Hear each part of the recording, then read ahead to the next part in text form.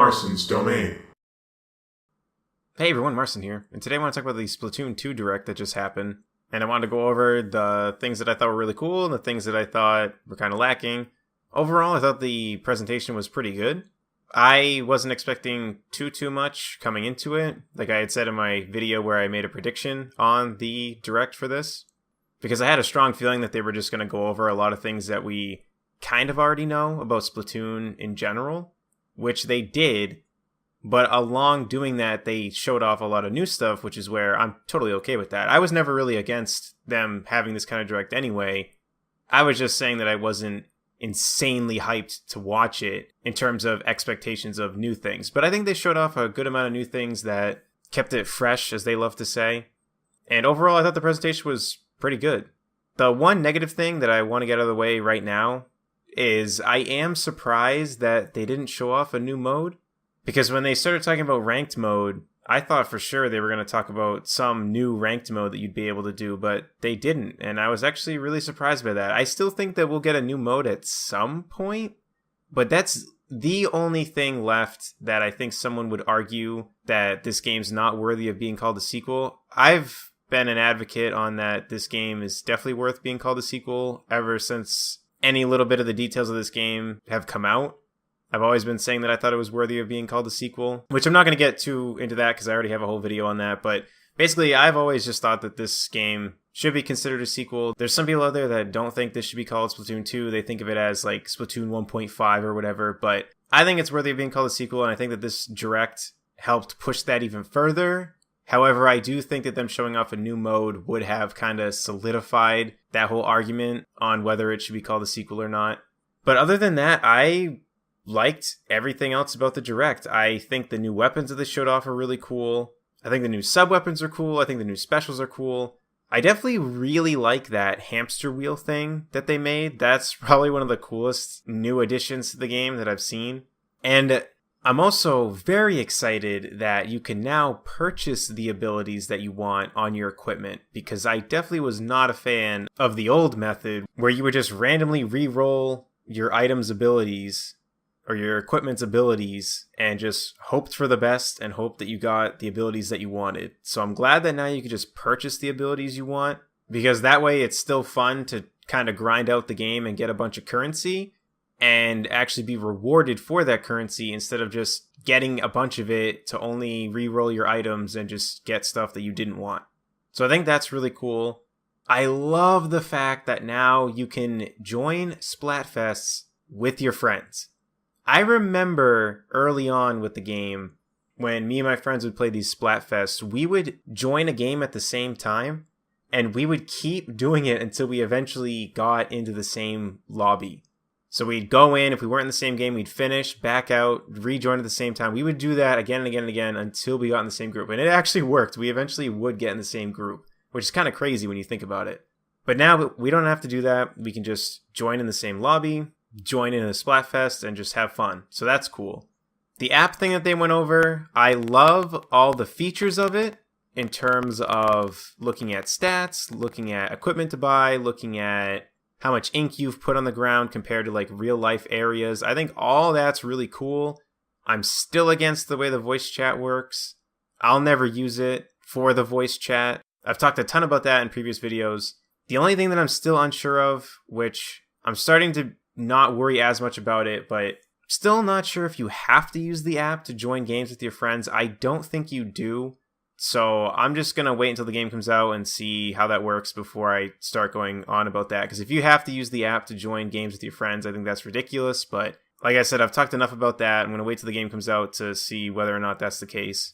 I like that there's new abilities for your equipment. I think that them adding that allows for enough variation in the gameplay. So that way, some of your hardcore players from Splatoon 1 have something different to experiment with, and it gives them new strategies and everything, along with all the new weapons and all that. So everything being added is going to allow for a lot more variation. So even if you did play Splatoon 1 a ton, there's still a ton to learn in this game and a ton to perfect. So I like that a lot. Actually, one other negative thing, because I didn't really get to talk about this now that it's been confirmed, but I'm not a fan of that Salmon Run's a timed event. I really wish that you could do it whenever you wanted online, but we'll see what happens. Maybe they won't keep it like this forever.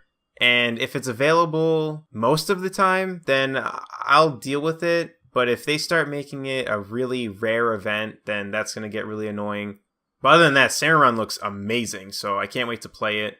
And another thing that they went more in depth about is the league battles. And I love this concept because when they talked about league battles, they didn't really talk about the fact that you actually get like a medal of some sort or some type of item that shows that you actually did good in the little 2-hour league event where you try to do as well as you can with a friend or a group of friends and see how high you can get in a leaderboard within a 2-hour time span or whenever the maps rotate. I think that's really cool because it gives everyone a fighting chance to try to top a leaderboard, which I love anything that has to do with leaderboards in the game. So I'm going to be doing that a ton. And it's cool that it'll actually like give you something to remember how well you did. So you can actually strive to try to do really well. And since it's every 2 hours, if you don't do too well in one of the 2-hour time spans, you just do it again and try to do better the next time. So I really like that. It gives another competitive type of way to play without doing ranked. So I think that's really cool. I love the fact that they managed to come up with a way to keep the Miiverse type of posts that were in Splatoon 1. They added that little drawing kiosk and you can just basically make Miiverse posts, except it's just drawings now. I love that because I actually was curious by the way that in Mario Kart 8 Deluxe, how they have that Splatoon map, they still kind of had those drawing things around the map, if I remember correctly. And I remember thinking, I was like, well, that's weird because like, I doubt the new one will have that because there's no Miiverse, but they figured out a way around it, so that's really, really cool. I'm definitely still excited about the single-player mode. They didn't really show anything off that made me even more hyped about it. I'm still just the same level of hype where I just want to play it. But it's cool that they did show it off again. Then they started to talk about updates for the game, which we all knew was coming, but they're going to be adding new maps and new weapons, and my goodness, do these things look cool. There's one map that they showed where you're on this ship and the scenery looked so cool. Like, it just looked beautiful. For some reason, that map just really stood out to me and it honestly just looks beautiful. So I can't wait for that map to come out. And some of the weapons they showed off, how they showed off that there's going to be an umbrella weapon, that's amazing. That weapon looks really cool. And the final thing to talk about, which I love that they did, is the Off the Hook musical group with Pearl and Marina. That is so cool. I'm so glad that they realized that the Squid Sisters was a really cool addition to Splatoon 1. And they figured, hey, we'll have them star in the campaign and we'll just make new pop stars for the town. And I think that's really cool. And I think everyone loves Marina. I cannot get over how cool that character is. And I really, really hope that they sell Amiibo for Pearl and Marina because I definitely want them. And one thing I was thinking of is I wonder if when you beat the single player campaign, I wonder if the Squid Sisters will perform with Off the Hook. That would be kind of cool if they did something like that. But either way, I honestly think Off the Hook is cooler than the Squid Sisters. Basically because of Marina. Marina is just one of the coolest characters I've ever seen. So I'm really glad that they added her in the game. I'm glad that they decided to add new pop stars to Splatoon. And this duo is just really cool. And Marina is... I don't know. That it just took me by surprise. I didn't think they'd be able to top the Squid Sisters, but the addition of Marina definitely topped the Squid Sisters. For me, anyway. So that's basically my impressions of the Splatoon 2 Direct. I did enjoy it. I'm very excited for the game. I think it did a good job at showing the basic overview of what Splatoon 2 is.